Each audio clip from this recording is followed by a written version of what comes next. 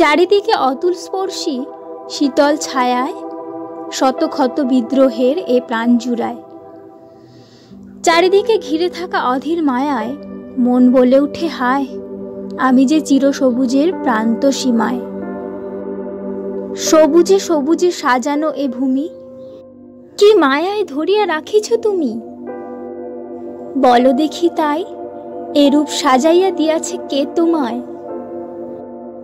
সবুজ যেন চিরসবুজের প্রান্ত সীমায়।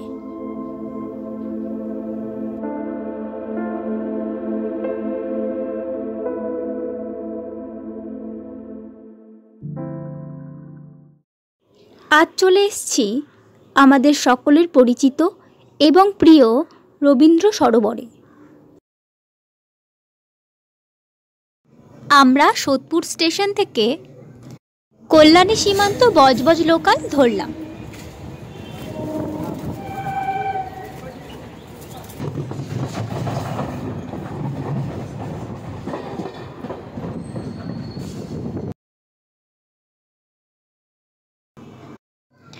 গড়িয়াহাট থেকে কিছু দরকারি জিনিস কেনার ছিল বলে আমরা বালিগঞ্জ জাংশনে নেমে গেলাম। না হলে বালিগঞ্জের পরের স্টেশন লেক গার্ডেন্সে নামলেই সামনে রবীন্দ্র সরোবরের আরেকটি গেট পাওয়া যায়। আমরা গোল পার্কের দিকের যে গেটটি, সেই গেট থেকে প্রবেশ করেছিলাম। ভেতরে প্রবেশ করতেই দুটো রাস্তা পাওয়া যায়। আমরা ডান দিকের রাস্তা দিয়ে এগিয়ে চললাম।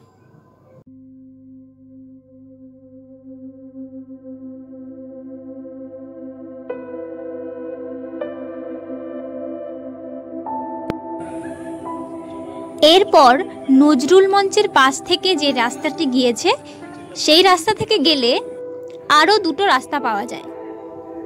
আমরা আবার ডান দিকে বেঁকে পদ্মপুকুরের গেটে প্রবেশ করলাম।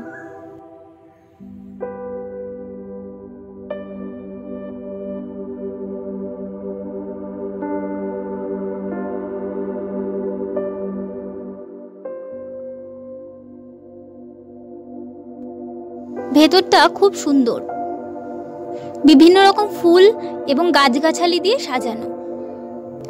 সবচেয়ে বড় আকর্ষণ ভিতরের বড় পদ্ম পুকুরটা। এই গোল দিঘিকে ঘিরে বেড়ে উঠেছে শয়ে শয়ে পদ্ম ফুল গাছ এবং অনেক কটা পদ্ম ফুটে রয়েছে দেখলাম।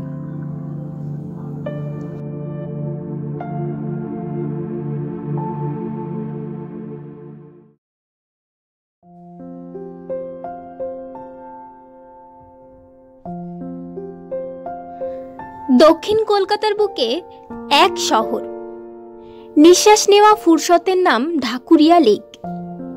এখন নাম বদলে তা রবীন্দ্র সরোবর।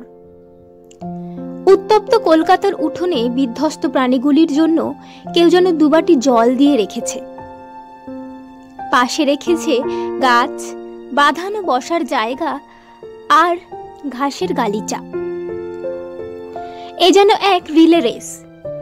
সকাল হলে যুগলদের হাতে ব্যাটন দিয়ে পাখিরা চলে যায় নিজের কাজে। তারপর তারা ফিরে আসলে নিশ্চিন্ত সন্ধ্যায় বাড়ি ফিরে যায় যুগলেরা।